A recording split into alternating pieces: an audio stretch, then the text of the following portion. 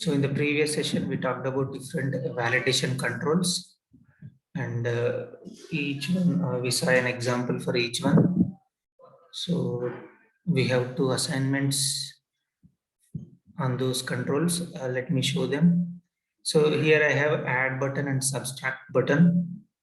I think this one or not. Yeah, let's see.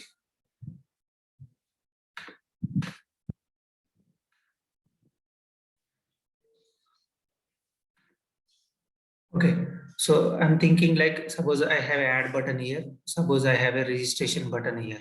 Okay, add and registration button. So when I'm clicking on add button, I have to perform these validations like first number, second number, email. Okay. But when I'm clicking some other button like registration button, there should be no validation performed. Like take three controls, three text boxes. And when you click on submit button or some add button, so you have to perform these validations.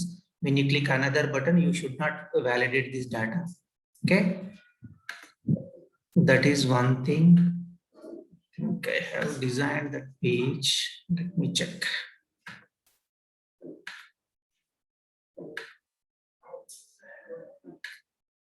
Yeah, I think this one, summary page.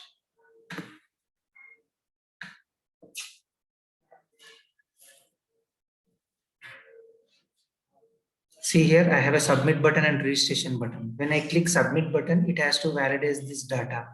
When I click registration button, it has to go to different page, to the registration page. Okay. See here, I'm clicking on it, but it is validating the data, actual data, the data, the form that is available here. Also, if you see here, so I have a different section like enter hall ticket number. And when I enter hall ticket number and click on show result, it has to show the result. But when I'm clicking submit or registration button, it is also performing validation on this control. Okay. So this section is different and this section is different. So this is the assignment. Just practice it. So we have one property like I told you, validation group, right? So you can use validation group for these controls and different validation group for these two controls, and then you can achieve this. Just practice it once. And here, when I click submit button only, I have to validate this data. When I click registration button, you should not validate the data. So this is the assignment that you have to do. So for this, you can use causes validation. Just use these two properties and practice it. Okay. So this is about validation controls. So the next topic is ADO.NET. So we were able to design a web page with the different controls and binding data to it, and we are able to perform some operations on it. Right now, the next part is like moving to database. So connecting with the database, fetching the data, updating the data. So we all have to do this now. So to do that, we use ADO.NET, ActiveX Data Object. ActiveX Data Object, the acronym is ActiveX Data Object. So the .NET, so it means .NET Framework. So before .NET Framework, we have ADO. Before .NET Framework, it is Active Data Object. After .NET Framework, the name is ADO.NET. The full form is ActiveX Data Object. Okay, so we use ADO.NET to connect with the different data sources. It can be an XML file or some Excel file kind of thing, or some data source, either relational data or some other application. Okay, so we use ADO.NET to connect with the relational databases, XML or application data. So it is part of the .NET framework. It is one of the module in the .NET framework. So it is a kind of class library or a DLL. It's a DLL which will have set of classes, which has a set of classes to interact with the different data sources and retrieve and update such operations. So we basically modify the data, connect the database or data source, get the data, modify the data, update back to the database. So these all are options were included in ADO.NET related classes. So it's a DLL. So it is part of system.data.dll. So it has a DLL called system.data. And even it is integrated with XML like system.xml. So whatever the communication will happen with the database and application will be in the form of XML. Okay. So ADO.NET is an integral part of the .NET framework, which provides access to the connect different data sources like relational databases or XML or some other application data. Okay. It is used to connect to the database, fetch the data, update the data, kind of operations. The next, we have a base class library. Like from base class library, we have a system.data.dll for all these database operations. Okay. Next, to interact with the ADO.NET. So in general, we will come across two architectures like connected oriented architecture, disconnected architecture. So what is the meaning? Let's see. So connected oriented architecture. So whenever we want to query some data from the database. So whenever we want to query some database, so I have a student details table. I want to fetch all the student details. Okay. So I have a database like MS SQL or MySQL or Oracle or anything, any other database. Okay. I want to fetch the student details. So in connection oriented architecture, what will happen is like, so first from the client, which means our application. Okay. From application, a request will be sent to data source, database, okay, to open the connection. So once the connection is opened, whatever the query we want to execute on the database, will pass that. So we will open the connection, we will pass the required operation. Then once that query is processed and result is sent to the client, the connection will be closed. So this is the steps involved in the connection oriented architecture. So once we open the connection, we execute the commands and we'll close that connection. So the connection will be live till we read the data. So in connection oriented architecture, we open the connection, execute the queries, and the connection will be open until we read the data. Then once we read the data, the connection will be closed. Now I have read student details, all the student details. Now I want to see the particular student details. So the same process, connection will be opened, query will be executed, the result will be sent to the client, client will read the data and connection will be closed. Okay, this is connection oriented architecture. So this is one way. So we have another way in connection oriented architecture. So this is a method 2. So I have a client 1, which is requesting for some operation. So first we will open the connection. A connection will be established with the database. Next, we will execute the required, we will pass the required operation like SQL command. So the data source will read that connection, will read that command and it will process and it will prepare the result. Okay. That result will be dumped into a memory.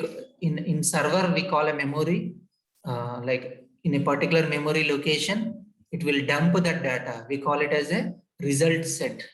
So first connection will be established. The required operation will be, commands will be given to the database.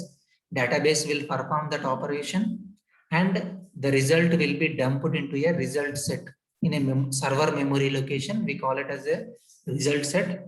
That result, from that result set, client link will be established. And a relation or a link will be established between client, whoever requested for the data, and the result set. the link will be established. The client will start reading from data from the result set rather than reading data from the database. Okay. So there is a mediate process. So first we open the connection. The required operation command will be provided to the database. Database will execute, database server will execute that command, and the result will be dumped into a memory location in the server called a result set. From this result set, a link will be established to the client. Client will read the data from the result set. Once data is read, the connection, the database connection will be closed. So this is connection oriented architecture. There are two ways. One is directly reading data from the database and reading data into the result set. Okay. Any doubts here? Any doubt here? Any understanding gap here? From connection oriented architecture. So client will establish connection. Required operation command will be given to the database server. That command will be executed and result will be sent to client. Once result is read by client, connection will be closed. The connection will be open until we read the complete data. So this is the step we have to follow for each command. Okay. There are two, this is the second method, like client 1, client 2, trying to read the data. So we read the data using connection. Okay. Query will be performed and result will be dumped into a memory location on the server called result set, and the link will be established with the client. Client will start reading the data from result set rather than reading it from the data source. Once data is read from a result set, connection will be closed. So this is connection oriented architecture. Two ways of interacting with the connection oriented architecture. So what are the advantages or disadvantages? Any disadvantages you see here? Connection oriented architecture. So one thing we can see, like the connection has to be open until we read the data from the complete data from the database or result set, right? So the connection will be opened until we read complete data. Okay, so that is the disadvantages. That is the disadvantage, because suppose like here we have only two clients in the image, like client 1, client 2. In the real time scenario, we may have n number of users will request the data, right? So when the client number is increasing, so the memory, server memory will be more utilized. The resources of the server will be utilized, so that it will be a burden on the server, database server.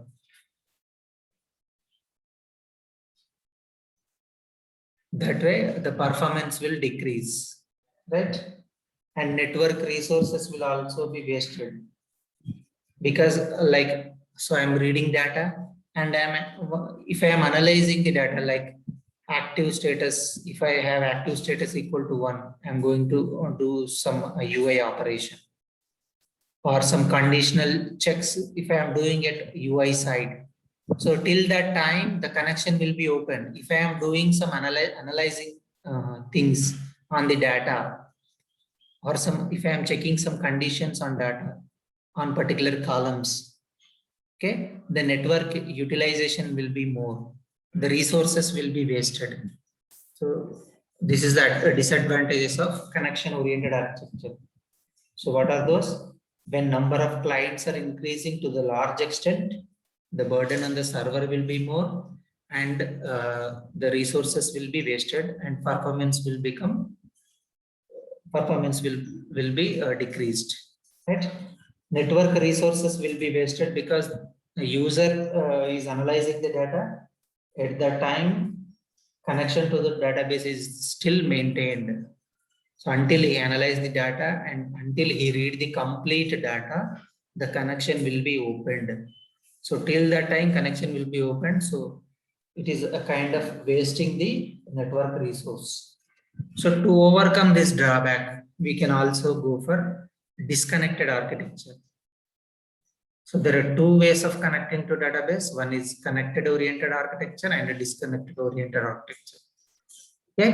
In connection oriented architecture, the connection will be always open until we perform complete operation, until we read the complete data. In disconnected architecture, we don't establish connection. The connection will be automatically established when you send a query. Okay. Hello. Hello. Am I audible? Yes, sir. Okay. So in disconnected architecture, we don't test special in like we don't explicitly we can call like, so we don't explicitly establish a connection, but it will automatically establishes the connection and closes the connection. So whenever it is required, it will open. Once it is executed, it will automatically closed. Okay.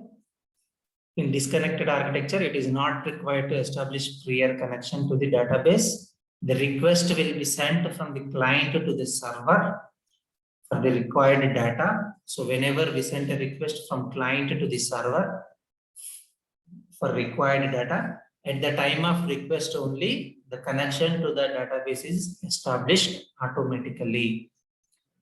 So here we can see some different kind of process like a UI or application sending a request for some data. Okay. So first request will be sent to the server. The server will process that request and it will dump the result and close the connection. Okay. It will process the request and the result, whatever is the outcome of the operation, will be dumped into a memory at client location or the requested source location, not in the server. Okay. If you observe the previous one and this one, so in the previous one, it will be the memory location will be part of the database server. Here, the process area, the memory location where we are dumping the data is part of the client mission. Okay, or the application. If it is a UI application or UI side kind of like UI means C# application or some other kind of application, whichever supports ADO.NET. Okay. So request will be sent to the database. Database will process the operation and the result will be dumped into a memory location at client mission is called process area. So from process area, the UI or application, C# application will read the data. It will read the data and whatever the updates, if he can analyze it, he can do whatever he want to do. He can add records, he can update records, he can delete record. Then the data will be updated back to the data source. So whenever we want to update it back to the database, connection will be automatically established. Once the operation is executed, again connection will be automatically closed. So this is a disconnected architecture. Client request for some data. When they are requesting data, connection will be automatically established. And once it is processed, the result will be dumped into a location called process area and the connection will be automatically closed. Now, user can perform operations on the data like adding, editing, updating, deleting, everything he can perform. And he can update that updated data back to the database. While updating it, connection will be opened, a database operation will be performed, and connection will be closed automatically. So this is disconnected oriented architecture. So connection will be automatically established, and once result is sent to the client, connection will be automatically closed. Okay. So user can perform operations. He can analyze the data. He can do whatever the modifications he want to do it on the data and update the data back to the database. While updating, connection will be established and closed automatically. So this is disconnected oriented architecture. Any doubts here?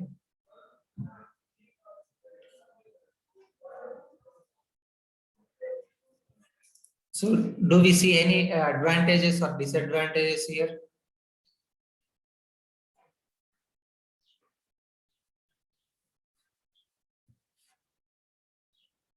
We can see one disadvantage is like we cannot use it where immediate updation of data is required. So here what we are doing, first fetching the data and dumping it into a process area. Now the connection is closed. Now we are performing operations, all the operations, like I can add, suppose let's take a example of student. So I can add some new students. I can update some student details. I can delete some old student records. Okay. All these updates are still not updated at the database level. Still they are at my local place, at my local memory location. So until I update it, the data will not be updated back to the database server. Okay. So this is a scenario, kind of scenario where we lack immediate updation. So if my if my business is intended for immediate updates, so this architecture will not be sufficient, will not be more utilized, because the immediate updates will not happen here, because we handle we use the local data, we use the local dumped data, and we'll perform all the operations here. Once we complete all the operations, we update it back to the database. So here immediate updations are not happening, right? So where immediate updation is required, in such scenarios, this architecture is not suitable. Okay. Any doubts here? Connected architecture, disconnected architecture. Connected oriented architecture, disconnected oriented architecture. Okay. No doubts, I guess. I'll take silence as no. Right. No.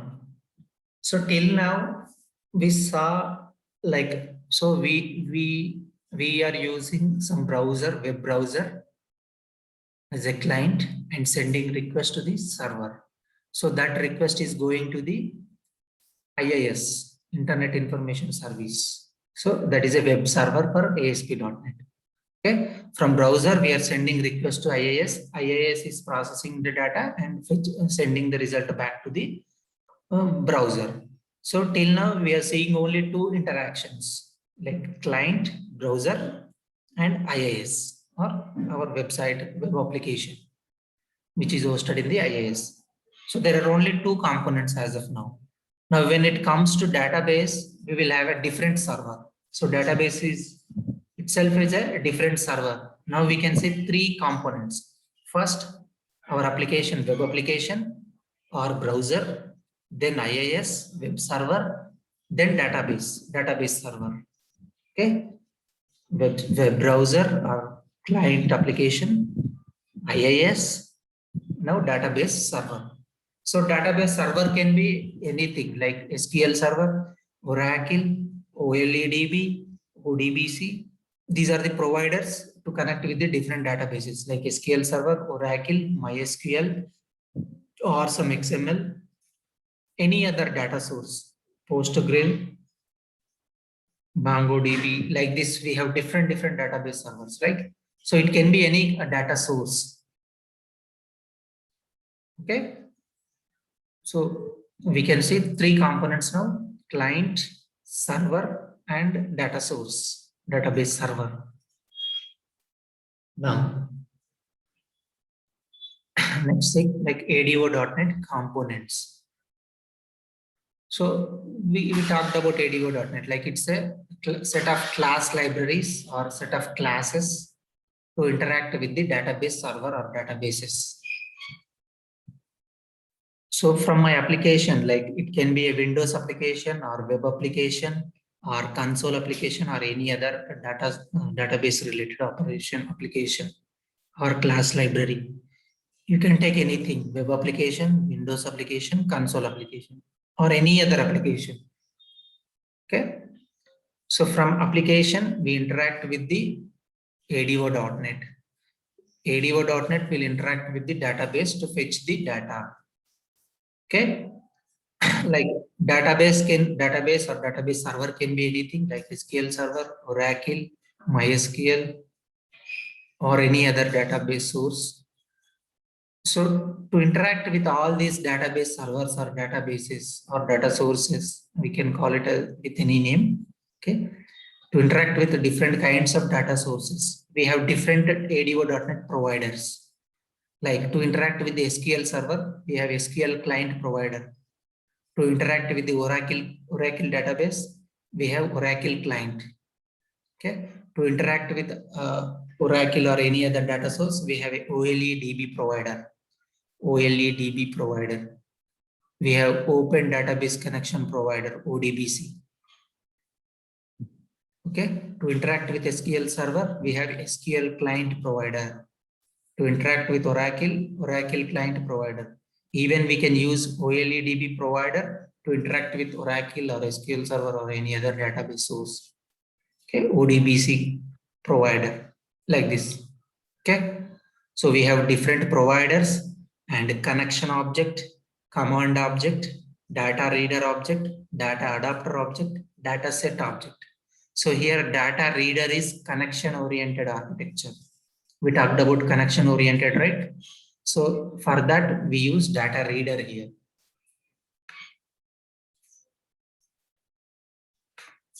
So this is connection oriented. In connection oriented architecture, we use data reader. Okay.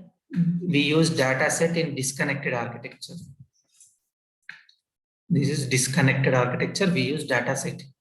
So the ADO.NET components or classes, it has some classes to interact with the database, like provider. First one is provider.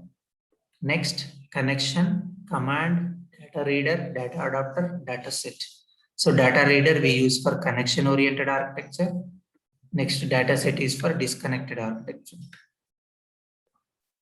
Okay, so we have different providers to connect with different database sources, like SQL client for SQL Server, Oracle client for Oracle, OLEDB to connect with any database or any source, ODBC to interact with the ODBC related clients. So to connect with the SQL client, to connect with the SQL Server, we have system.data.SQL client namespace. System.data.SQL client namespace. So all the SQL client related operations are grouped under SQL client namespace. Okay. Or it is also a class SQL connection, right? Okay, it's a namespace. SQL client is a namespace. We import in order to connect with the SQL server. So we have to import this statement like using system.data.SQL client. Okay, it will only connect with the SQL server.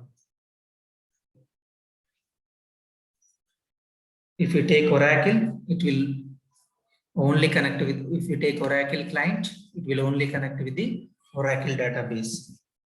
Okay. If you take OLEDB to any database for which OLEDB drivers are present. If you have a OLEDB drivers, we can connect with any kind of data like SQL Server, Oracle, MySQL or PostgreSQL or anything, any other database. If you have a drivers of related to that particular database. So these two are supported by .NET Framework. So these we call them as managed code execution. It will provide all the features of the CLR. Okay. So when it comes to, just a second.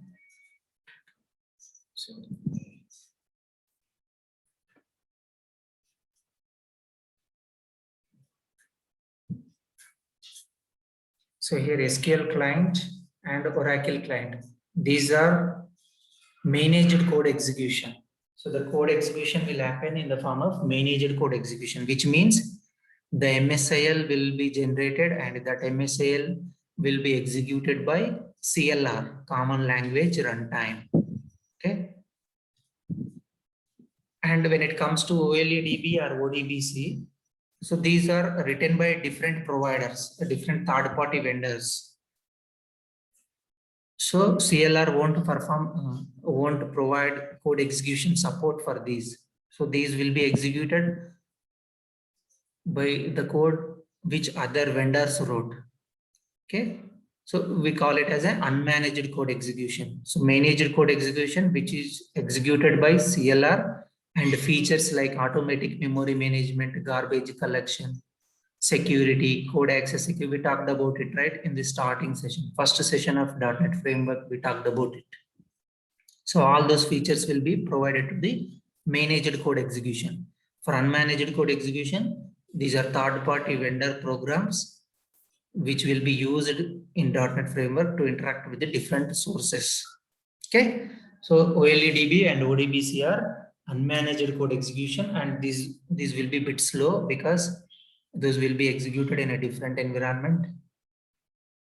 Okay, when compared with a managed code execution, these will be a bit slow. Okay, and the architectural complexity will be more when it comes to OLEDB because it has to support multiple clients. Okay, so SQL client, Oracle client will be supported by .NET Framework to interact with the SQL server and Oracle server. So when it comes to OLEDB, it can be used to connect with any server like SQL server, Oracle, MySQL, PostgreSQL, MongoDB, or any other data source if drivers are present, if drivers of that particular database are present. Okay, so this is about providers, different providers or components in ADO.NET. So to interact with the database, we need a provider. Like for SQL server, we have SQL client, Oracle server, Oracle client, OLEDB for any other DB. Okay. Also, we have few classes like connection, command, data reader, data adapter, and data set. Okay. So there are we call it as objects, or we call it as a classes, right? So in connection-oriented architecture and disconnected architecture, what are the objects we're going to use?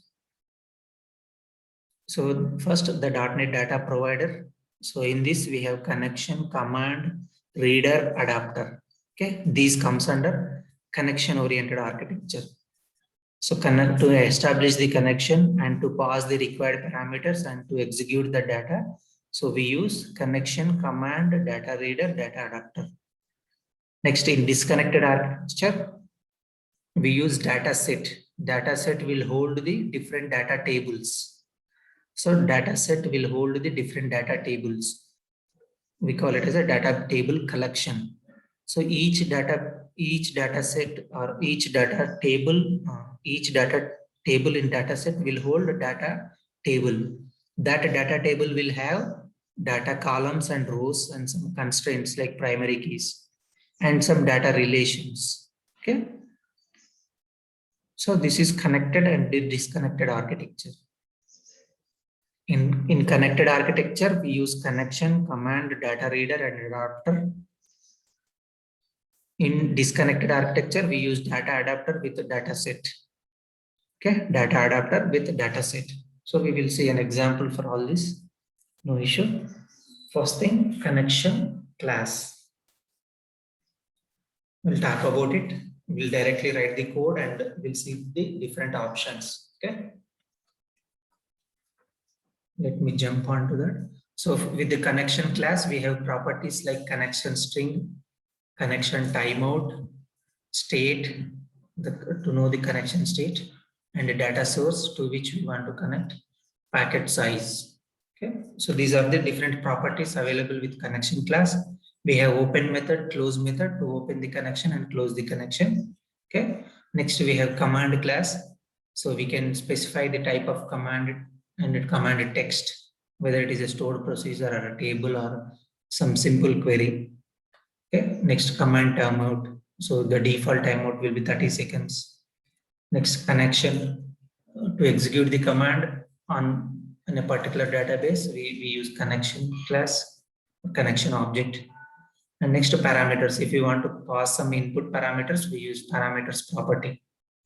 And along with the command object, we have some methods to execute. We call them as a command execution methods. We have execute non-query, execute reader, execute scalar. Okay. So till now, if there are any doubts, let me know. We'll jump to programming now. So this is about ADO.NET. Two ways, like connection oriented architecture and disconnected architecture. Then different providers like SQL client, Oracle client, connection, command, data reader, data adapter, data set. Okay. Connected disconnected architecture interaction. Connection class, command class. Any doubts here?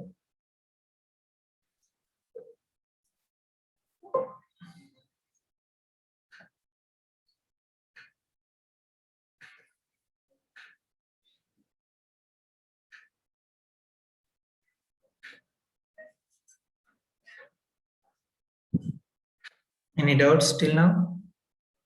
If no doubts, let's jump to programming.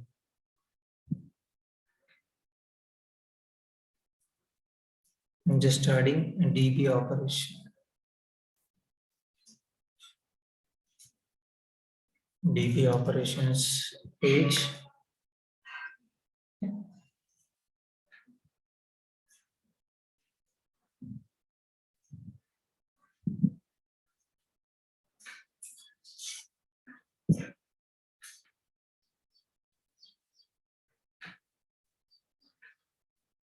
So I'm putting a button to connect to the database. The name connect to DB. Okay. On clicking it, I want to connect to database. Okay. So to do this, we need a database. So whenever you install a Visual Studio, okay, whenever you install Visual Studio, there will be a light version of your database will also be installed. So with that, you can try to connect from your application itself. But if you want a full set of features, you can install SSMS, Microsoft SQL Server Management Studio, to interact with the SQL Server database. So this is the IDE developed by Microsoft. So you can install this. Okay, SQL Server Management Studio. You can install this so that you can perform all the database operations. So once you install it, you will get, while installing itself, you will enter some username and password. By default, it SCA007, I guess. So if you want a different login name, you can set that. So for now, I have created a database. I have created a database on online. And this is the site I have used, smarterasp.net. So we can host our application here actually. So they will provide one month free hosting. So they don't ask any credit card or any other bank details. So for 1 month, we can host any website here along with the database. So for that, I have created one account here. So I have created one website. I want to host my application here for temporarily. So that's why I have created one application here. So even here I have created a database also. Okay, I have created a database. So to that database, I am connecting from my MS SQL. Okay, Microsoft SQL Server Management Studio, SSMS. If you type SSMS, it will open. If you have installed and if you type SSMS here, it will open Microsoft SQL Server Management Studio. Okay, so it will ask for your server name. So I have created it on Smarter ASP hosting environment. They will give me this server name. So these are the details, like this is my server data source. Okay, and this is my DB name. and my username and password, okay, to connect with the database. Server name, login username, and password. So if you install locally, you can select Windows authentication. So through which it will automatically connect to the database. Okay. So once you click on connect, it will connect to that database. So this is my database. So if you expand it, you can have n number of databases. Okay, each database will have different tables.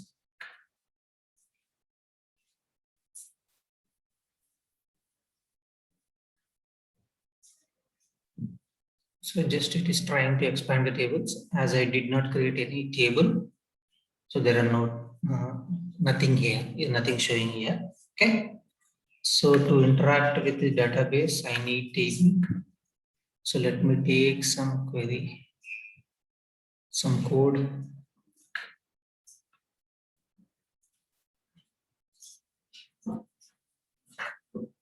Just I'll copy paste the code. So hope you are attending this sessions on DB. So once you attend, you will learn writing different queries. Okay. So for now, I'm going to create a student table.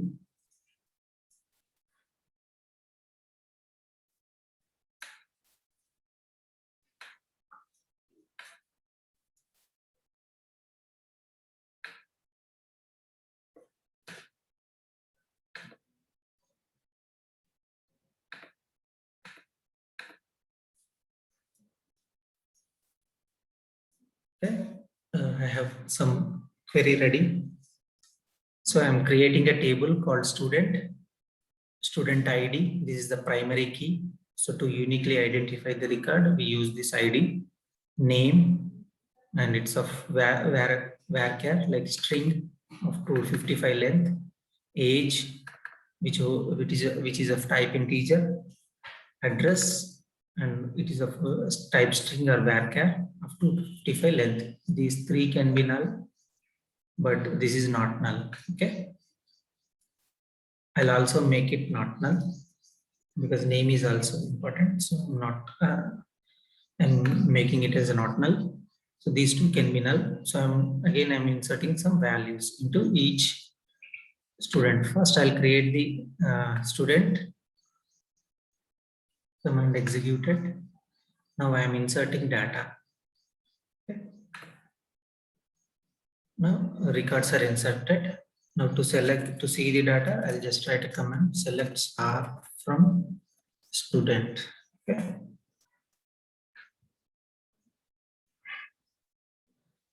So here I have 5 records, name 1, name 2, name 3, name 4, name 5, like that, and their address and age details. Okay. So let's connect with this.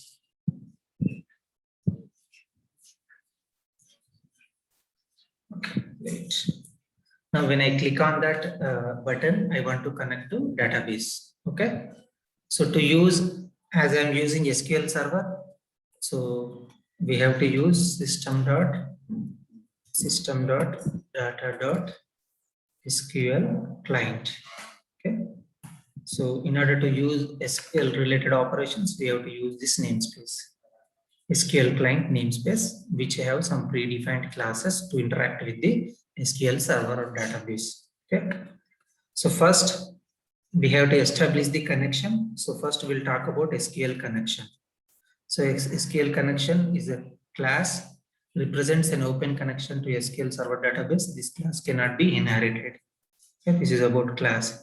So first, in order to use this, we create an object to this class. SQL connection equal to new SQL connection. Okay. With this class, we have some properties and some methods. Okay, let's see one by one. So first we'll go for properties. So the first property is connection string, to which database we want to connect. Okay, to which database we want to connect. That string we can specify with connection string. Okay, connection string. So it's a kind of, its data type is string type. Okay. So I have connection string ready.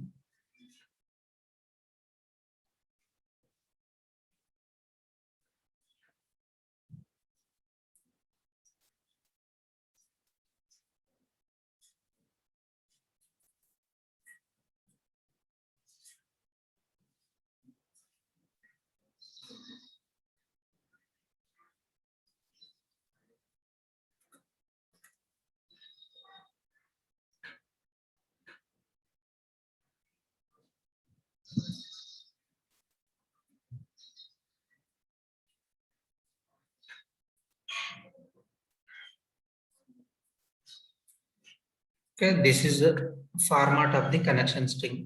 First, we will specify the data source, so to which we want to connect, okay, or data server, or we can give it as a server equal to server name, or data source. We can specify the server IP address or the name of the server. Okay, initial catalog. So to which catalog we want to connect, which means like it's a database. So if you have multiple database, to which database you want to connect, you can mention that. So this is my database name here. Okay, this is my database name, db underscore some MyPal test db, right? So this is my database name. So next user ID, this is my user ID, db admin, MyPal test db underscore admin is my user ID. So user space ID. So this is the way we specify it. Next, a password. This is a password to connect my database. Okay. So data source or server we can specify. Next, initial catalog. This is the database name, user ID, password. These are the 4 properties of the connection string. Data source or server, initial catalog, user ID, password. These 4 are mandatory to connect with the database. Okay. So suppose if you are using local server, we can specify dot here. Like if I install SQL server in my system, and if I'm connecting to that local system, I can specify dot. Dot means local host, local server. If DB server is available in our machine, so we can specify dot. As I'm using outside application, so I'm specifying the server data source, server name here. Okay. So data source, initial catalog, which is DB. DB we want to connect, user ID, password. Okay. So this is connection string property. In order to connect with the database, so first we have to declare, first we have to include a namespace, SQL client, then next declare an object, define an object, like provide the properties, like connection object, then open the connection. So SQL connection dot open. So it will open the connection, right? So I have opened connection now. I'll simply just display some message here, like connection is opened. I'll take some label. I'll take some label ID, meaningful ID, like LBL display or LBL result, like that. Okay. Now I'll display some text to it. First, I'll remove this initial text. So I'll assign that text in. Once connection is established, I'll assign text to that. LBL result dot text equal to connection to DB established. Okay. So first we have to include the required namespace, then create an object, then define an object with connection string. Next, SQL connection dot open. You can use this to open the connection with the database. So to check whether connection is opened or not, SQL connection dot state. So we can use state property. So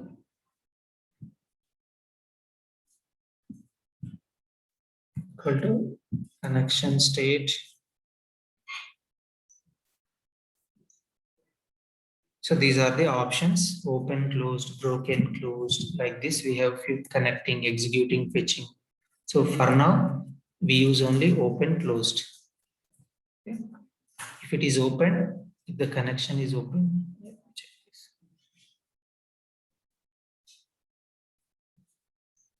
Cannot be assigned to, or I just want to compare.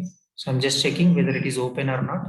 If it is open, I'll just display connected to database. Okay. So I'll put a debugger here as well. I'll run the application. So this is a way of connecting to the database. So I'm showing here an example with SQL client. Let's see how it will works.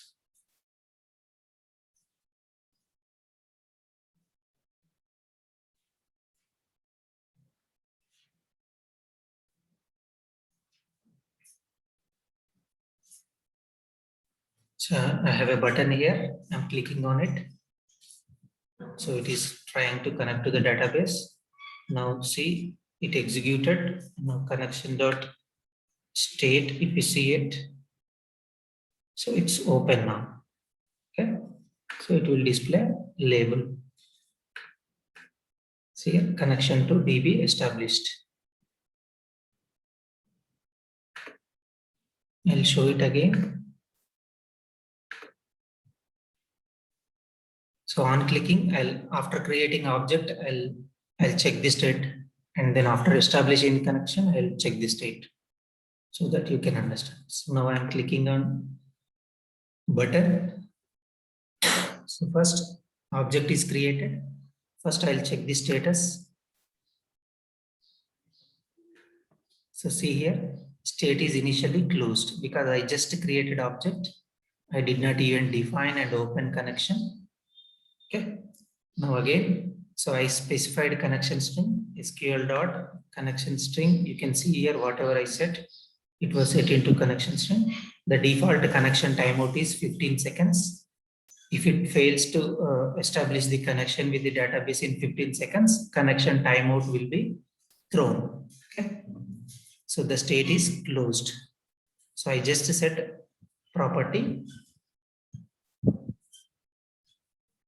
You see here, data source is my server name and the database name is this. It will automatically fetch it from connection string. Okay. So I'm just opening the now see here, the state is closed. I open the connection and I'll see the state. So it is eating. So now connection open is called. So connection is open. The state is open. So we have a connection state collection. So I'm just checking whether it is status is open or not. If it is open, I'm just displaying a message like connection to DB established. Connection to DB established. Okay. This is about connection class. Next, command class. Now I am able to open the connection. Okay. I want to execute some query. I want to read the data from command using command object. Okay, just a second.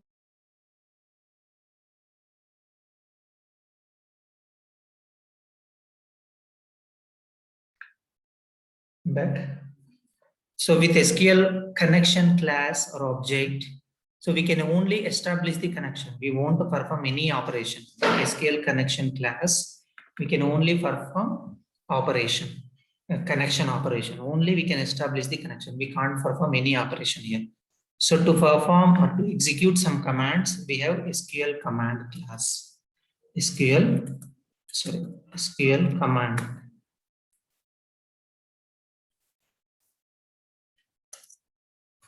SQL command class. So to use it, we create an object. Okay. So by using command object, SQL command object, we can perform all the required operations, like we can create a table, we can create a store procedure, we can get the data, we can insert the data, we can delete the data. All the operations can be performed with SQL command object. Okay, we can use this command object alone with connection oriented architecture using data reader, or if we use it with data adapter, it will become a disconnected architecture. So we use command object with data reader directly. So we call it as connection architecture, connection oriented. If we use adapter in between, so we call it as a disconnected architecture. We will see that example. Okay. So I have created an object. So let's check what are all the properties available with the command object. So command text, we can give the SQL statement here. Parameters, if you want to pass some input parameters. Connection object, we can specify. So this is the method, and the type of the command, whether we are giving text or whether we are giving stored procedure or we are mentioning some table. Okay. Command text, we can specify timeout, command type, connection, container. So these are the different methods and properties available with the command object. Okay. So first we will use command text. Now I want to fetch the data from student table. Okay. Select star from student. I want to fetch the details from student table. Select star from student. Select star from student. So I mentioned that command, SQL command. So it, as it is a text type, so I'm specifying command type as text.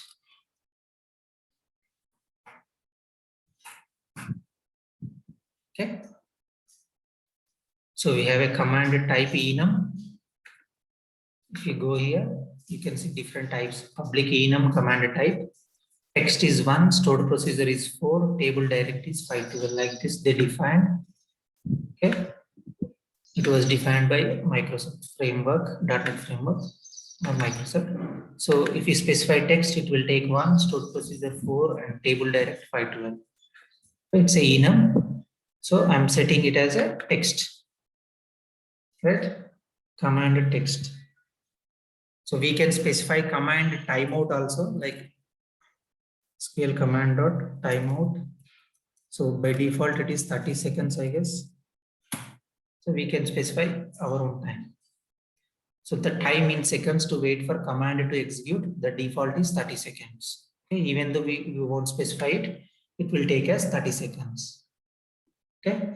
So first command text, whatever the query we want to execute, that we can give here, and its type we can specify as text. If it is stored procedure, if we write some stored procedure to get the data, so we can give the stored procedure name here, and command type will be stored procedure. Okay. And if command text is table name, then command type will be table direct. Here command type will be table direct. Timeout, it's a default 30 seconds. Okay. Next, we have one more property of command, like SQL command dot connection. So we can specify the connection object here. So if you see here, SQL connection, SQL command dot connection property return type, its type is SQL connection.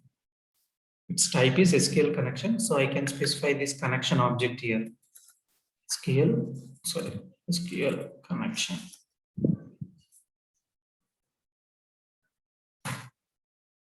Okay.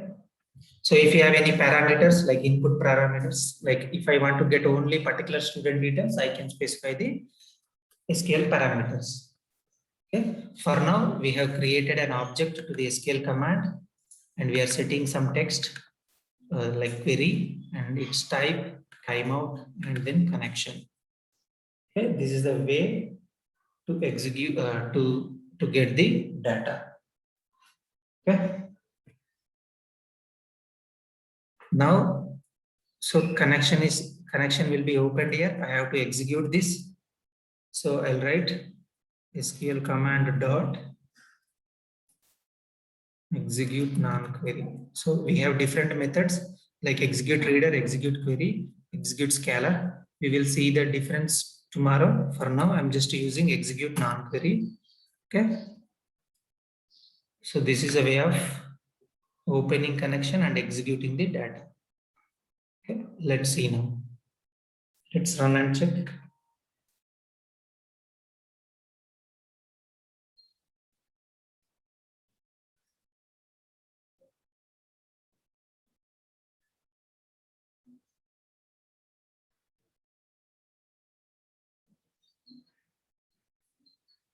Just clicking on connect to DB.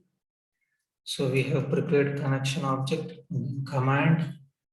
Okay, connection is open now. Okay. Now if you see it, scale command. So command text is this, command timeout is this, command type, whatever we set, and the connection object. Okay, like this. So query is executed.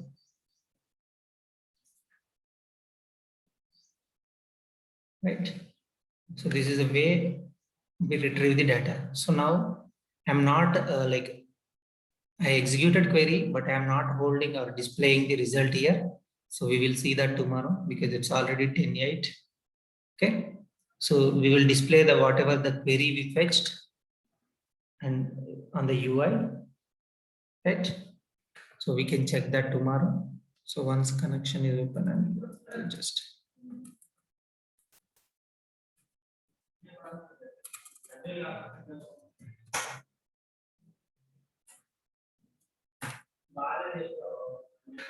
closed it here. Okay. So we will see how to display this data on the UI tomorrow. And we will see different methods like execute non-query, execute reader, execute scalar. We'll see that tomorrow and we'll jump to grids. So displaying data in a grid like that. So we can see that tomorrow. Any doubts still?